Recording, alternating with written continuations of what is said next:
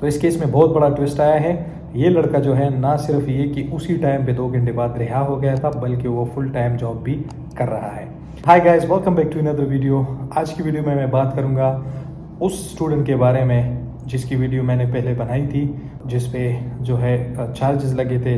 Live video भी मैंने आपके साथ शेयर की थी कि किस तरह से उसको जो है अरेस्ट किया था पुलिस के ज़रिए, और वो जो है अंडर एज गर्ल के साथ जो है वो गलत चैटिंग करते हुए पकड़ा गया। तो वो एक चाइल्ड अब्यूज़र निकला था, और उसको फिर जो है पुलिस मौके पे उनको जो है वो चाइल्ड प्रोटेक्शन वाले जो कोई NGO थी उन्होंने पकड़ा था। उनकी लाइव वीडियो रिकॉर्डिंग की थी मोर देन 45 मिनट की, मोर देन 1 आवर की एक्चुअली। और फिर उसको क्या किया गया था कि पुलिस के हवाले करके जेल भेज दिया गया था।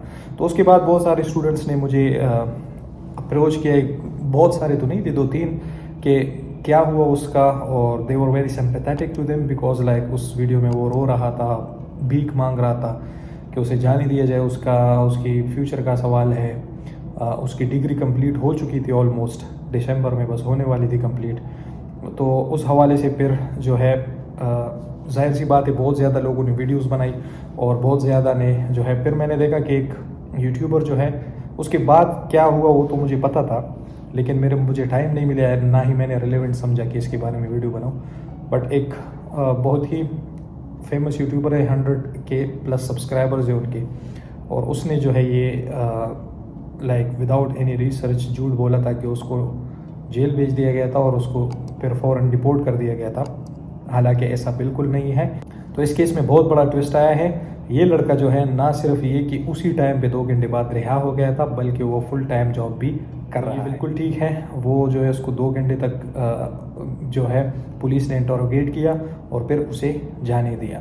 अब वजह क्या है, पूरी कहानी तो मैं उस वीडियो का लिंक डिस्क्रिप्शन में डाल दूंगा, क्योंकि उस लड़के ने ख़ुद जो है बात की है।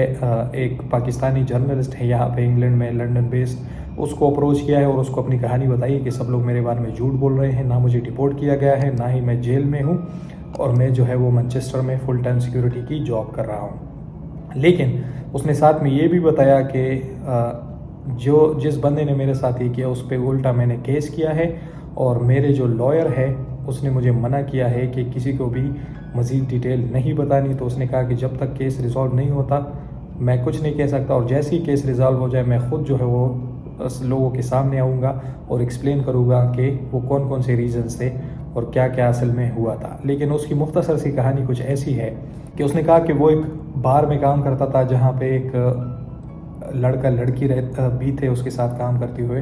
तो उस लड़के के साथ एक जो लड़का लड़की थी वो कपल थे, आपस में पार्टनर्स थे। तो उस लड़के के साथ इसकी लड़ाई हो गई थी, और फिर गलती जो है उस लड़की की थी, तो मैनेजर ने उसको निकाल दिया था जॉब से। तो ये कहता है कि फिर जो लड़की थी वो उसके साथ फेसबुक पे उसने उसको अप्रोच किया, उसके साथ मैसेजेस चैट वगैरह करने लगी। तो इसके साथ जो है इसके ताल्लुकात आपस में बढ़ते गए, क्योंकि ये इसको जानता था, बट उसको ये पता नहीं था कि ये लड़की उसको फंसा रही है।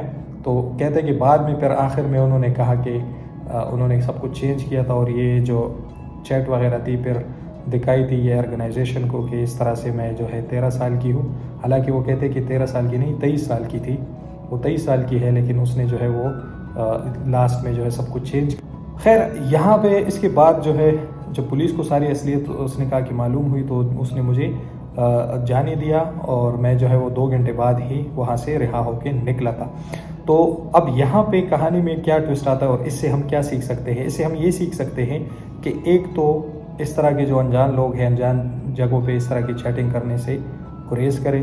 क्योंकि आप खुद सोचें कि मतलब ऐसे जब उसको पता भी था कि उसका पार्टनर है, तो क्यों उसके साथ मैसेजेस करेगा, डिस्पाइट द फैक्ट कि वो उसके पार्टनर के साथ उसकी लड़ाई हुई थी। दूसरा, जब इससे ये वीडियो बन रही थी तो उससे क्लियरली जाहिर हो रहा था कि ये जो है डरा हुआ था, सहमा हुआ था। इसको अब इसके ख़िलाफ़ जो है वो, चूँकि वो he was not very good in speaking English, तो जो मिसकम्युनिकेशन थी, वो जो बात कर रहा था वो एक तो घबराया हुआ होता है, तो वैसे भी बंदे से इस तरह की लैंग्वेज जो दूसरी लैंग्वेज भूल जाती है वो फिर भूल जाती है। मैं खुद जब अगर मेरे दोस्त जिससे मैं उर्दू में बात करता हूँ गुस्सा आ जाता है, तो फिर मैं पश्तो की तरफ निकल जाता हूँ। तो it's natural, but the fact is कि उसको फिर भी थोड़ी बहुत अगर कम्युनिकेशन उसकी अच्छी होती, वो प्रॉपर समझ जाता और उसको बात करने का तरीका आ जाता, वो समझा लेता उनको को देखिए आप इस तरह नहीं हैं, आप मेरी बात सुनिए, ये चीज़ें हो सकती है। और आप है कौन, पहले मतलब जो लोग थे उनसे ना इसने पूछा कि आप है कौन, आप मुझे इस तरह से मतलब क्यों एक जगह पे घेर रहे हैं और मैं आप लोग के ख़िलाफ़ कंप्लेन करूँगा, ये वो, तो वो ख़ुद डर जाते फिर।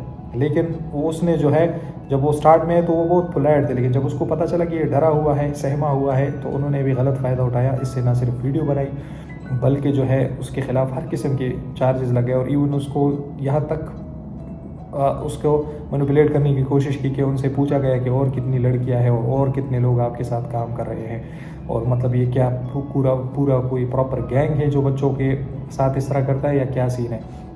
तो यहाँ पे एक चीज़ साफ ज़ाहिर होती है कि जब यहाँ पे स्टूडेंट आते हैं तो उस जैसा नहीं बनना चाहिए जो इस यहाँ पे ना लॉ को जानता है ना एथिक्स को जानता है।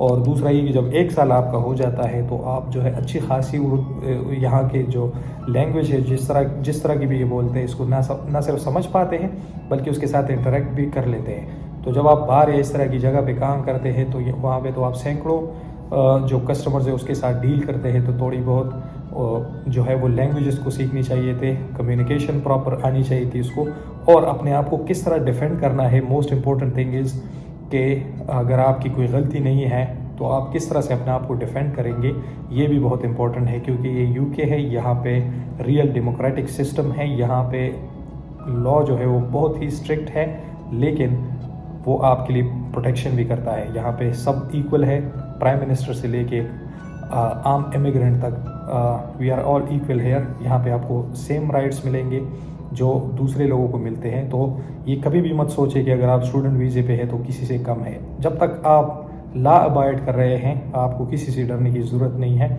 और आप जो है किसी के ख़िलाफ़ भी पुलिस में कंप्लेन कर सकते हैं। तो जब भी आपके साथ इस तरह का कोई वाक़या पेश आए तो काइंडली ये चीज़ें जहन में रख के, यहाँ पे स्कैमर्स बहुत ज़्यादा है, स्कैमर से बच के रहे। दूसरा, ऑनलाइन रिलेशन बनाने से पहले आप ये जहन में रख लें कि क्या ये आपके अगेंस्ट तो यूज़ नहीं होगा।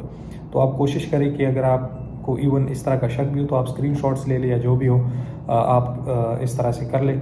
इसके साथ साथ ये जो चीज़ें हैं इसको अवॉइड करने की कोशिश करें।